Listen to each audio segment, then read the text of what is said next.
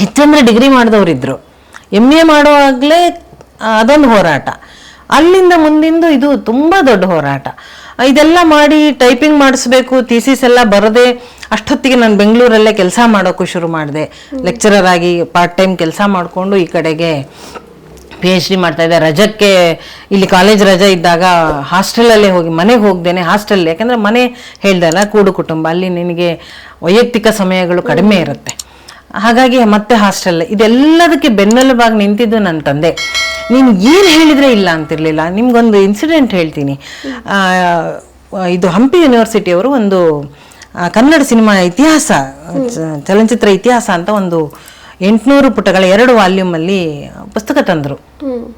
ಅದು ಯಾವುದೋ ಕಾರಣಕ್ಕೆ ಅದು ಏನೋ ಸಣ್ಣ ಪುಟ್ಟ ನಮ್ಮ ಜನಕ್ಕೆ ಯಾವುದಕ್ಕೆ ಗಲಾಟೆ ಮಾಡಬೇಕು ಅಂತ ಗೊತ್ತಿರಲ್ಲ, ಸುಮ್ಮನೆ ಯಾವುದೋ ಒಂದು ಭಾವನೆಗಳ ಹಿಂದೆ ಹೋಗಿ ಸುಮ್ಮನೆ ಗಲಾಟೆ ಮಾಡಿ ಆ ಪುಸ್ತಕವನ್ನು ಬ್ಯಾನ್ ಮಾಡಬೇಕು ಅಂತ ಗಲಾಟೆ ಆಯಿತು. ಸದ್ಯಕ್ಕೆ ಅದರ ಮಾರಾಟ ನಿಲ್ಲಿಸಿದ್ರು.